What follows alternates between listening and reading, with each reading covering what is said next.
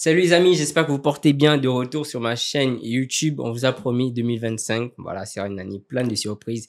Voilà, aujourd'hui sur le Let's Talk, voilà, on a mes gars sûrs. Voilà, les gars avec qui je suis H24. Voilà, c'est la famille. On a Edu Hyde. Si on est à droite, ça dit quoi, bro? Au calme. Ah bien, c'est la maison, tu On connais? est très content de revenir en face des projecteurs. Yeah. L'année a été très mouvementée, en tout cas avec beaucoup de choses à dire, et je Ouais. pense que c'est ce qui justifie pourquoi on est là. On va essayer de débriefer un peu les tops et les flops qui ont marqué surtout ce mois de décembre. Et je vous cache pas qu'il y a des choses à dire. Il y a beaucoup de choses à dire. Ça, c'est sûr. J'ai disparu pendant un moment, mais j'avoue que je suis devenu beaucoup plus transparent. Moins de langue de bois. Parce que je pense que l'hypocrisie, ça fonctionne pas et ça ne nous fait pas avancer. Donc, on va se dire les choses clairement, Bah, de clairement, façon transparente. Et à ma gauche, Brian, ça dit quoi? Mais ça va super bien, merci. Monsieur l'ingénieur. Un nouveau visage, un nouvel exercice. Yeah. J'ai hâte de participer à ce débrief. Exact. J'ai plein de choses à dire et j'ai hâte de les partager avec vous. Donc, le Let's Talk, c'est vraiment c'est la discussion. On fait le Congossa, comme on dit. Hein. Voilà, c'est en Congos, voilà, tout simplement.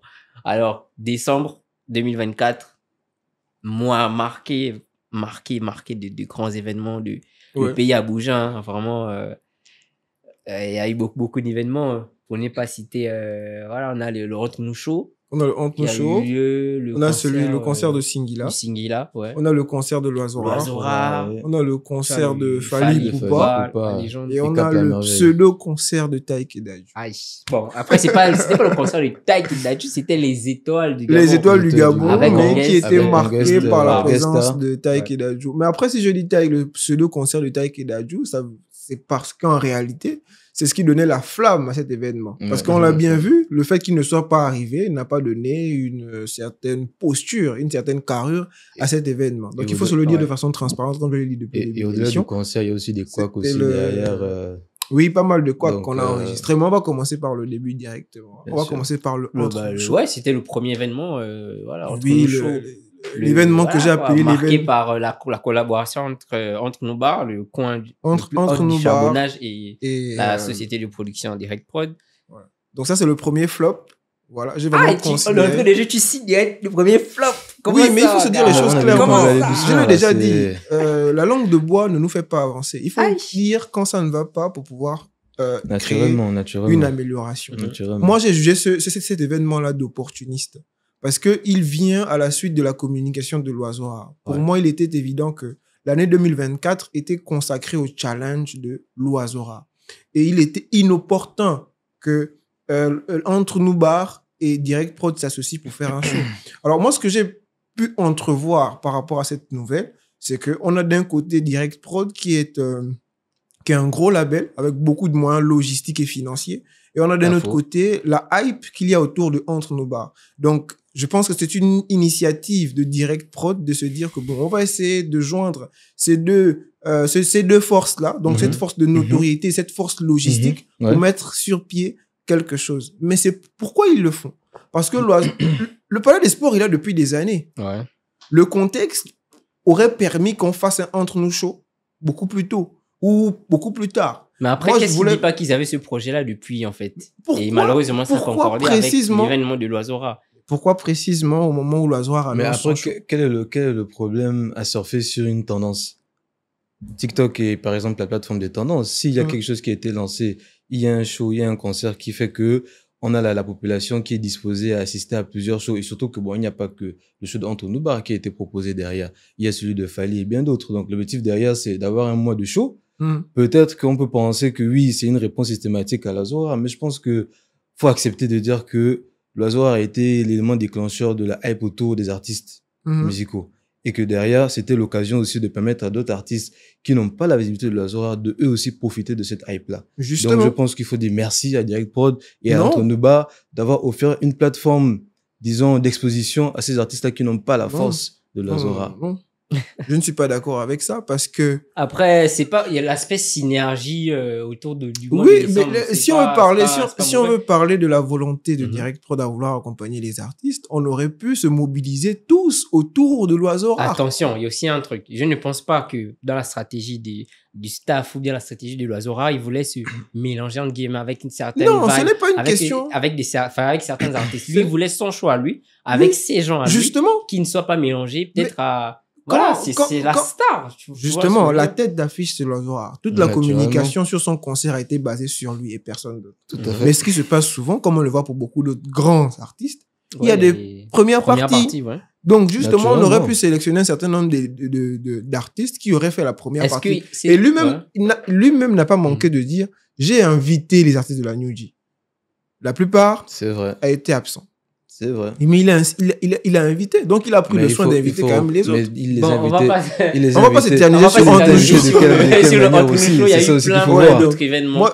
Juste pour conclure. On connaît le personnage. Donc, est-ce que l'invitation a été faite dans les règles de l'art? Bon. Je ne saurais me prononcer là-dessus. Après, il y a beaucoup de zones d'ombre. Je ne saurais pas me prononcer. Je pense que ce qui aurait été intéressant, c'est que Entre Show soit un peu plus patient, qu'on laisse la primeur à l'oiseau rare de faire son show, son challenge, de vivre son truc, et que beaucoup plus tard, on vienne avec le Entre Nous Show. J'aurais aimé que tout le monde se mobilise derrière lui, parce que c'était vraiment lui qui a levé, qui a initié le challenge du Palais des Sports. Donc, ça aurait été intéressant qu'on l'accompagne. Mais c'est vrai. Voilà, ça s'est passé comme ça s'est passé. Bon, après, son événement a fini par être, ça a été une réussite, je pense. Oui, au final. Parce que après, il y a Singila, il y a le show du Singila, qui a été aussi, je pense, un succès, surtout pour ses fans.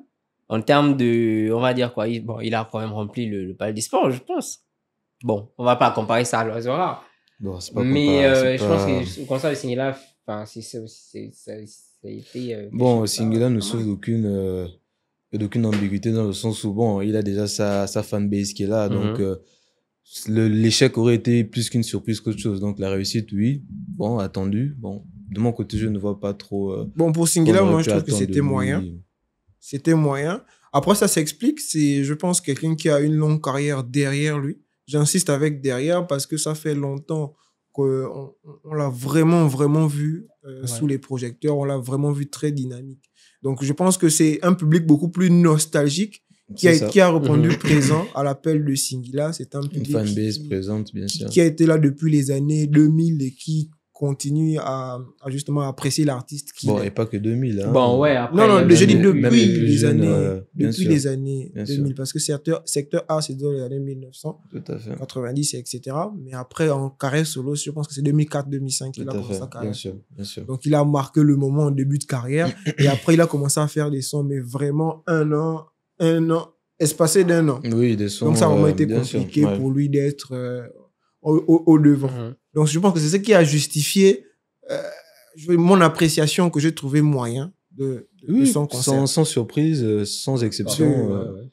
Un artiste dans son temps qui nous fait revivre des moments du passé, tout simplement. Donc, moi, j'ai chanté, il y a le genre de femme qui me plaît. Lorsque je t'ai rencontré. Il y a des classiques, c'est bon, les gars, c'est bon. Il y a Rossignol aussi, tel un Rossignol. Ouais, il y a Rossignol. Rossignol, c'était un gros banger.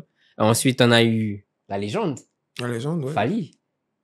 Bah non, pas ensuite la légende. Si, après c'était d'abord l'oiseau rare. Dans la chronologie. Ah ouais, Singila. Après, je pense qu'on a quand même assez. Alors l'oiseau rare, il a parlé de l'oiseau rare. Non, mais au moins un petit. Vraiment, une parenthèse, ouais. Vraiment un petit focus pour dire que c'était magnifique. Vraiment sur tous les aspects. Ouais, pas faux. Très beau concert. Mais je suis mitigé sur sa prestance sur scène. Pas magnifique. Non, c'était un très beau concert, mais sa prestance sur scène, je suis un peu mitigé. Bon, moi, je pense que vous avez des appréciations potentiellement contraires aux miennes parce que vous avez regardé ça à la télé. Et c'est un problème qu'on traîne depuis des années. C'est la qualité de la retransmission. Je vous dis sur place. La prestance. Toi, tu dis la prestance, mais je pense que moi, je parle pas de la qualité d'image. Toi, tu parles de quoi? Je parle de l'activité, du DJ, de la prestance, donc la performance du chanteur. Voilà, moi je parle comparé au moins le petit Mandela qui a fait justement une prestation lors du concert de l'oiseau rare. Sa prestance était plus dynamique que l'oiseau rare. Bon, après pourtant l'oiseau rare on l'a connu plus dynamique sur scène, tu vois. Et pour ce genre de scène-là, on n'a pas dit d'être agité, mais la présence sur scène, il n'occupait vraiment pas la scène, il était centré, il était vraiment parfois figé. Au début, je pensais d'abord que c'était par rapport à parce que les premières chansons qu'il a interprétées, c'était un peu calme, non? Toi qui étais, moi j'ai regardé le live, mais bon. Oui, il a commencé doucement. Ouais, c'était doucement et tout, il a progressé, mais je me disais que ça allait crescendo. Il allait être plus dynamique, mais le petit Mandela a plus occupé la scène. Bon, pour quelqu'un qui vient faire deux chansons, 3 chansons, ça va. Bon, contrairement à Lazora qui doit faire. C'est mon avis, quoi. Bon, l'exemple de Créole. Voilà, Créole, ses performances, tu as vu. C'est dommage qu'il n'était pas à la hauteur de l'événement dans le sens où il fallait donner du peps. Ça devait être un événement inoubliable. Par sa prestation également. Oui, ses chansons, on les connaît, mais on avait besoin d'un peu de spectacle, un peu de fou, un peu de...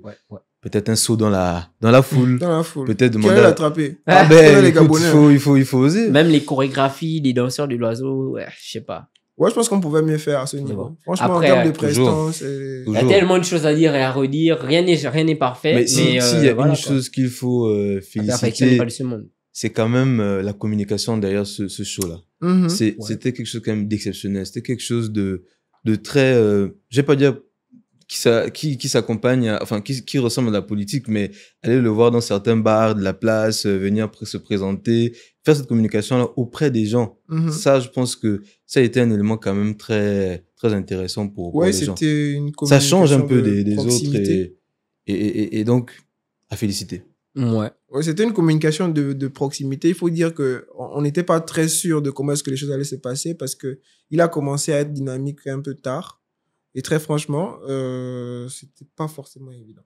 Mais il s'est rattrapé à la dernière minute avec de très bonnes stratégies, de très bonnes actions. Des actions, dont l'intervention du président, qui est non négligeable parce que quand on a annoncé les billets gratuits, le lendemain, tu pouvais pas aller au Palais des Sports, c'était plein à craquer. On va dire que ça a été le clou du spectacle, tout simplement. Un gros coup de pouce. Un gros coup de pouce, il faut se le dire. Après, bon, c'est à l'avantage de l'artiste. On appelle plus un coup de pouce, hein. Ça, c'est un coup de pied. C'est un coup de pied qu'on lui a donné directement pour se lancer, hein. Ouais. Donc, ensuite, il y avait... Après, après l'Azora, on a eu le Fali qui a eu... Voilà. Il capte la merveille. Dîner... C'est quoi? Un dîner de gala? Il y avait le 28, il y avait le gala. Ouais. Et le 29, il y avait le concert populaire. Avec concert improvisé à OIM. Les tickets à 500 000 aussi. Un peu plus tard. Donc, après, ça s'est plutôt bien passé dans l'ensemble. Hein. Sur le gala, ça s'est très bien passé. Enfin, nonobstant le retard observé par Fali, mais après, on a pu avoir des explications un peu plus tard. C'était effectivement ces équipes qui sont arrivés un peu tard dans la soirée. Il faut dire qu'il y a des décalages antérieurs qui ont expliqué le retard des équipes. Et donc, on s'est retrouvés pour une prestation qui devait démarrer à minuit. Ça a commencé à 2 heures. Mais dans l'ensemble, c'était quelque chose de très festif. Les gens se sont vraiment, vraiment amusés. On est sorti de là-bas. Il y a eu des excuses de Fali quand même. Oui, bien sûr. Lui, il s'est excusé. Okay. Il a expliqué que c'était pas vraiment de son ressort et qu'il était vraiment désolé pour le retard. Ouais, après, il y a eu aussi la vidéo de la dame qui pétait un câble là, par rapport à Oui, mais ça, c'est une séquence. À l'intérieur, c'était pire. C'était une séquence. J'ai expliqué que les gens cassaient les verres. Quand au moment où on l'attendait, par exemple. Bon. Au moment où on l'attendait, en fait, il y a des gens qui ont commencé à prendre les verres et ils tapaient avec des cuillères et des fourchettes sur les verres comme ça. Et ça finit ça finissait par se casser. Il y a même des bouteilles qu'on a cassées comme ça. En fait, je savais pas qu'il y avait cette classe de personnes capables, ce genre de comportement, d'appartenir à cette classe et pouvoir se comporter. Mais après, ça se comprend. À 500 000 billets, je pense à 500 000 non, mais il faut qu'on parle, on fait des billets, des histoires, des trucs de gala. Au Gabon, il y a l'argent. Tu es capable de payer un billet de 100 000. Des salons de 2 millions, 2 millions 5. C'est une dinguerie. Il y en avait. Et donc, moi, je pense que c'est un mécontentement justifié. Naturellement. À ce prix, c'est un mécontentement justifié. Mais je pense qu'on a fait la fête. On a vraiment fait la fête. On est sorti de là-bas, il était 4 heures. Il y avait quand même. Monde. Bon, la fête en triche, quoi, tout simplement. Après, il y a eu dernier événement, les étoiles. Oui, les étoiles. Mais qu'est-ce qui se passe? Non, je pense que... Les étoiles du Gabon. Les étoiles du Gabon, on avait déjà eu un report l'année passée. surprenant. On n'est pas dupe. Comment ça, rien de surprenant? On n'est pas dupe. Après, bizarrement, depuis qu'il y a eu la transition, je sais pas pourquoi l'événement n'arrive pas. On arrive à comprendre aisément qui sont les mécènes et on comprend aisément pourquoi est-ce que l'événement n'a pas lieu. Après, ils n'ont pas manqué de le préciser dans leur communiqué. Ouais, dans leur communiqué, ils ont justement fait un communiqué officiel. Les mécènes n'ont pas effectivement respecté leurs engagements. L'échec de cet événement, c'est comme le PDG après la transition. C'est des gens, finalement, quand ils n'ont pas les budgets de l'État, ils sont incapables d'organiser des événements. Bon, l'État, c'est une chose. Bon, on va pas dire État, mais des mécènes. Les mécènes, on sait aussi d'où vient mais bon, ok, pas l'État. Ouais. Quand les mécènes ne sont plus là pour assurer ces événements-là financièrement, parce qu'en vérité, derrière, il n'y a aucune stratégie, il n'y a aucune visibilité sur est-ce qu'on cherche à rentabiliser l'événement ou pas. Mais dans cette situation-là, on fait des promesses et on fait des choses finalement qu'on ne maîtrise pas. C'est ce que j'ai toujours décrié. Le milieu événementiel, au Gabon en particulier, ne repose pas sur un fondement clair et structuré. Pas faux. C'est essentiellement du mécénat. Et du mécénat politique. J'ai envie de dire l'industrie musicale en général. L'industrie musicale, artistique, etc. Il a toujours été politisé. Ça a toujours été du mécénat. Donc, vous voyez que quand vous invitez un artiste pour un certain montant et que demain le politique invite pour aller faire la campagne, il ne réfléchit pas. Il va là où il y a la campagne. Et quand le politique tombe, qu'est-ce qui lui reste? Donc, ce n'est assis sur aucun fondement. On a créé une industrie en griffe, qui justement répondait aux besoins du politique. Donc, quand le politique a besoin de faire sa campagne, il vient prendre les artistes, il les emmène. Maintenant, qu'est-ce qu'on a construit en termes de showbiz? Le public aussi est assez sérieux pour soutenir les artistes, pour qu'ils puissent essayer de vivre. L'Oisora a montré que c'est tout à fait possible. Bon, après, j'ai envie de te dire que si c'est par rapport à son concert, il y a pas du tout. Ça aussi, le politique aussi s'est ingéré dedans. Pas par rapport au concert. Si le président a donné 2 mythiques, le politique encore agit. Moi, je parle plus de manière globale. Est-ce que même l'écoute et tout, est-ce que le public suit? Sur l'année, il a montré que c'est possible d'être présent déjà. C'est possible de créer des événements autour de lui sans pourtant que ce soit directement lié à la politique.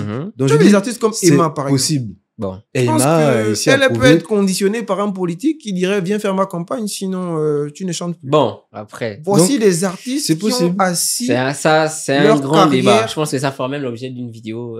Oui, en tout cas, voici des artistes qui ont assis leur carrière sur des éléments clairs et structurés. Ouais, ça n'a rien à voir avec du mécénat, c'est du talent pur, c'est une organisation, c'est un professionnalisme derrière.